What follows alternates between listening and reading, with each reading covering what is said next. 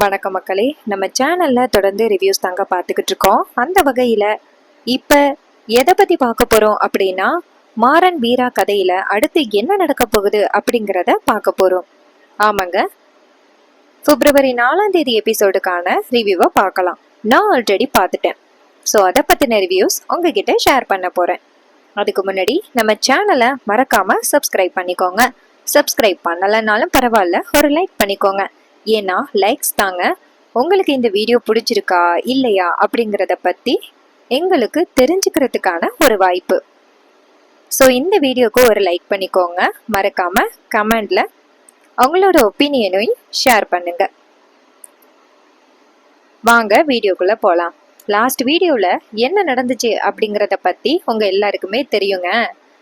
நம்ம மாறன் வந்துட்டு புதுசாக 3 பொண்ணுங்க வேலைக்கு வந்திருக்காங்க. அவங்க கிட்ட இந்த கடை பற்றியெல்லாம் எப்படி எப்படி அப்படின்னு சொல்லிக்கிட்டு இருக்காரு. ஏன்னா புதுசாக ஒருத்தவங்க இப்போ கடைக்கு வேலைக்கு போகிறாங்க அப்படின்னா அவங்களுக்கு சில இன்ஸ்ட்ரக்ஷன் எல்லாமே சொல்லித்தானே ஆகணும். ஸோ அதை பற்றி தான் நம்ம மாறன் வந்து சொல்லிக்கிட்டு இருக்காரு அந்த பொண்ணுங்க கிட்ட. நம்ம வீரா தான் இப்போ மாறனை காதலிக்க ஆரம்பிச்சிட்டாங்கல்ல.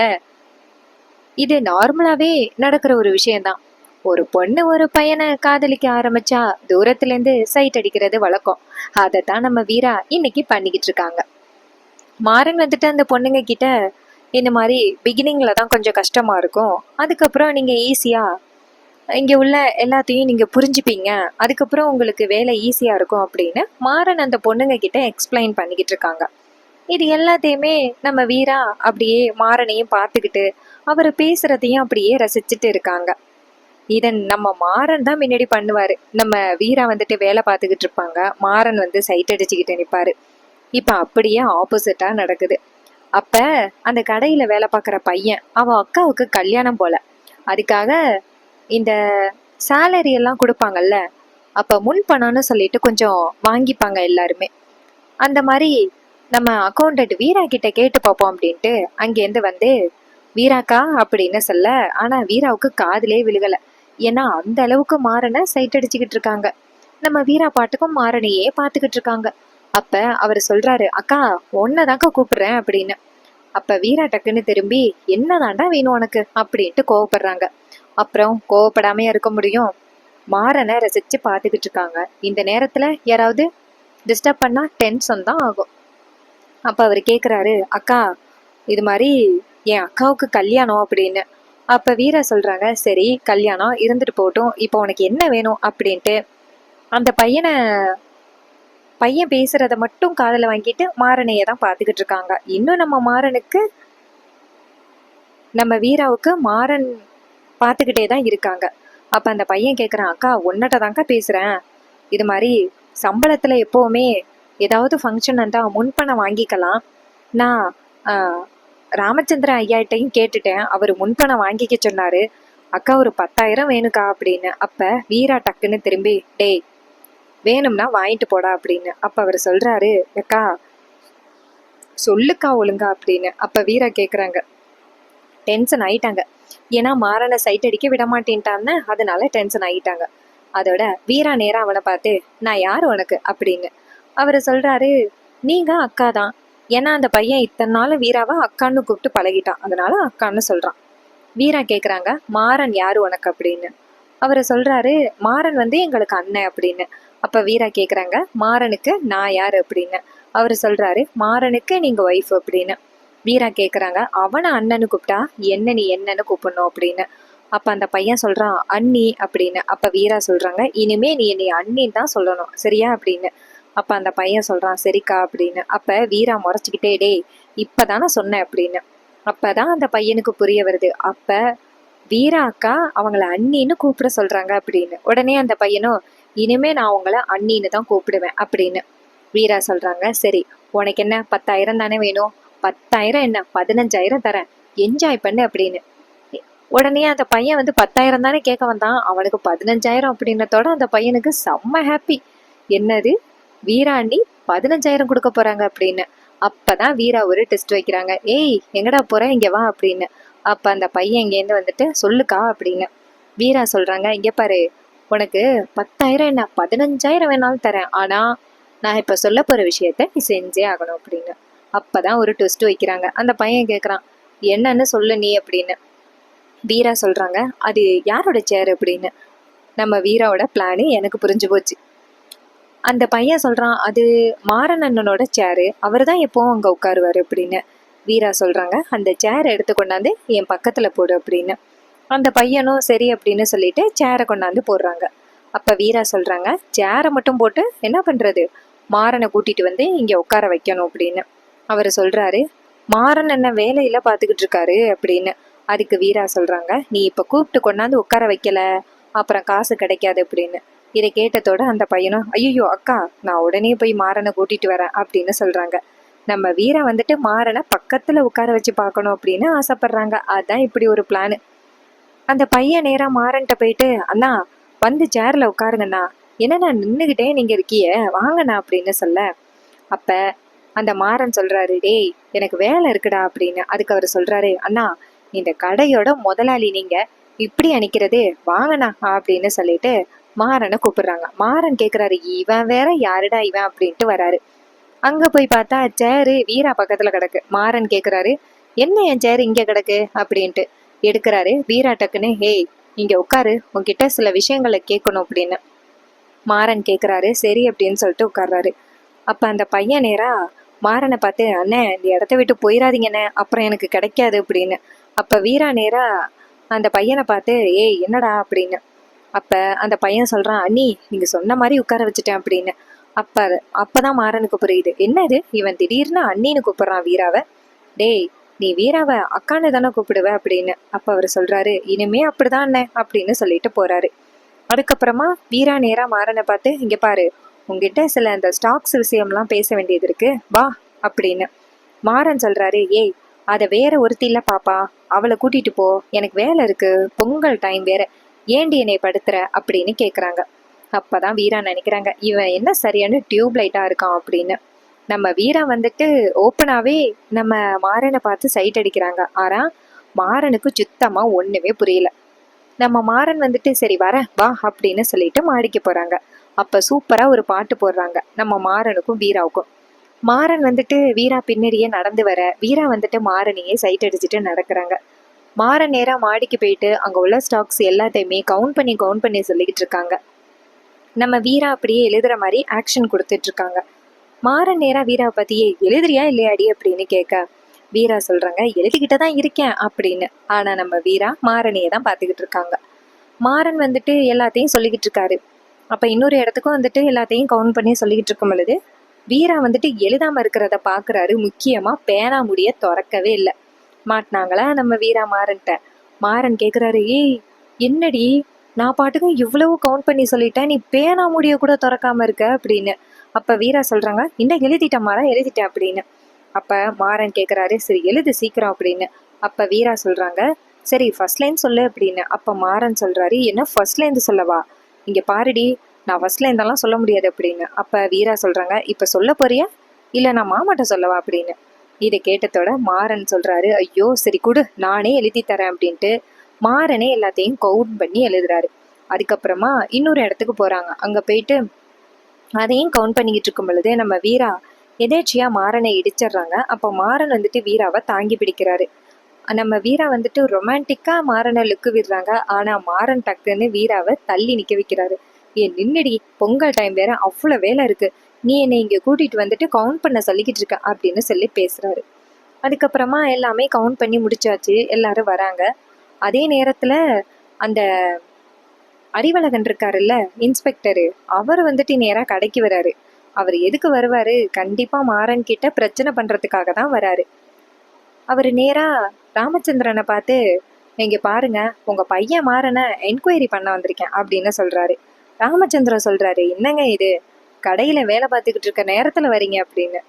ஏன்னா கடையில வேலை பார்த்துக்கிட்டு இருக்கிற நேரத்துல வர்றது தப்பில்லையா, வீட்டுல தானே விசாரிக்கணும், அதுவும் வக்கீல் இருக்கிறப்பதான் விசாரிக்கணும். அதை விட்டுட்டு இந்த மாதிரி கண்ட நேரத்திலயும் வந்து இந்த அறிவழகன் தேவையில்லாம தொந்தரவு பண்ணிக்கிட்டு இருக்காரு.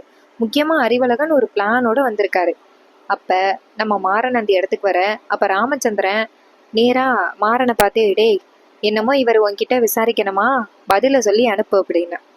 சரின்னு மாறனும் சரி அப்படிங்கிறாரு. அப்ப வீராவும் அந்த இடத்துக்கு வராங்க. அந்த நேரம் அந்த கடையில ஒரு பையன் இருக்கான். அந்த பையன் போலீஸ் வந்ததுலேருந்து அப்படியே வீடியோ எடுக்கிறான். நான் ஆரம்பத்துல நினைச்சேன் அந்த பையன் அந்த அறிவழகனோட ஆளா இருப்பானோ அப்படின்னு நினைச்சேன். ஸோ அதை பத்தி நம்ம லாஸ்டா பார்ப்போம்.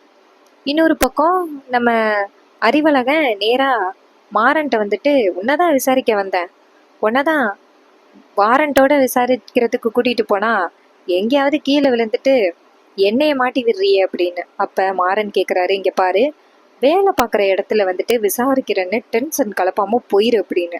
அதுக்கு இன்ஸ்பெக்டர் சொல்றாரு, என்கிட்ட வாரண்ட் இருக்கு அப்படின்ட்டு பேப்பரை காமிக்கிறாரு. அப்ப மாறன் சொல்றாரு, இங்க பாரு, இந்த பேப்பரை வச்சு திரும்ப திரும்ப டென்ஷன் பண்ணாம கிளம்பு அப்படின்னு. அப்ப இன்ஸ்பெக்டர் சொல்றாரு, இங்க பாரு, எவ்வளவு பெரிய ஆக்சிடென்ட்டை பண்ணிட்டு ஒண்ணுமே பண்ணாத மாதிரி நிக்கிற, நீ திட்டம் போட்டு தான் இதெல்லாம் பண்ணியிருக்க அப்படிங்கிறது எனக்கு தெரியும் அப்படின்னு போலீஸ் சொல்றாரு. ஆரம்பத்துல இருந்தே மறுபடியும் வந்து நிக்கிறாரு. அப்ப மாறன் சொல்றாரு, இங்க பாரு, அன்னைக்கு நடந்தது ஒரு ஆக்சிடென்ட், தேவையில்லாம மறுபடியும் இப்படி பேசிட்டு இருக்காம கிளம்பு அப்படின்னு சொல்லிட்டு மாறன் டென்ஷன் ஆகுறாரு. ஆனா அந்த அறிவழகன் விடுற மாதிரி இல்ல. அறிவழகன் என்ன சொல்றாருன்னா, இங்க பாரு, உன்னோட பிளான் என்ன அப்படிங்கிறது எனக்கு தெரிஞ்சு போச்சு. அந்த போலீஸ் என்ன சொல்றாருன்னா, எங்க பாரு, நீ வந்துட்டு இந்த வீராவை கல்யாணம் பண்றதுக்காக தான் வீராவோட அண்ணனையே காலி பண்ண அப்படிங்கிற விஷயமே எனக்கு இப்பதான் தெரிஞ்சிருக்கு அப்படின்னு.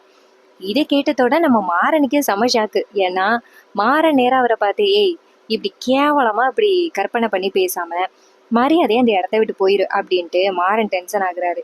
இந்த போலீஸ் வந்து எப்படியாவது மாறனை மறுபடியும் பழி வாங்கணும் அப்படிங்கிறதுக்காக தான் வந்திருக்காரு. நம்ம வீரா டென்ஷன் ஆகுறாங்க.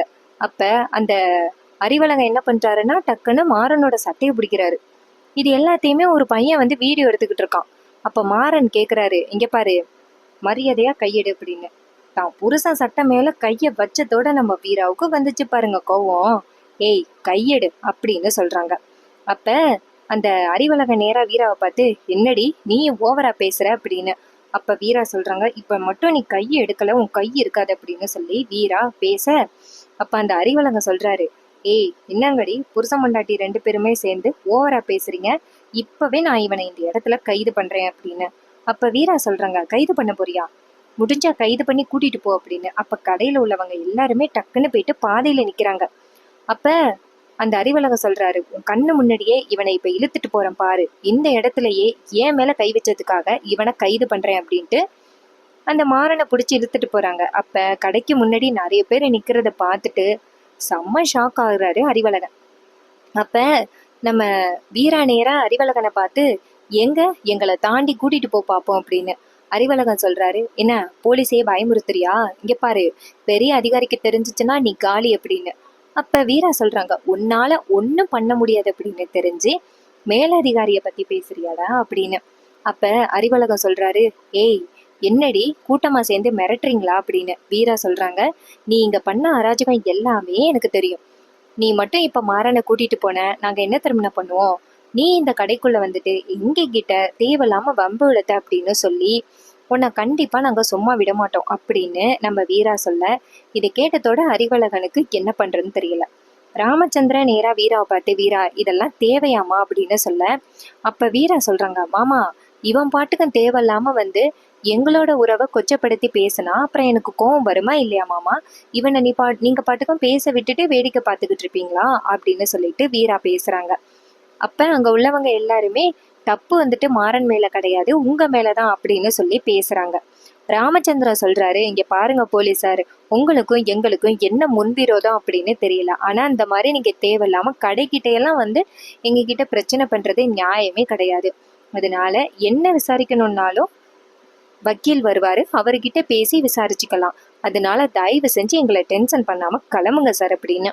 அப்ப அறிவழகன் நேரா வீராவை பார்த்து, உன்னையும் அவனையும் சும்மா விட மாட்டேன் அப்படின்னு சொல்லிட்டு கிளம்பி போறாரு.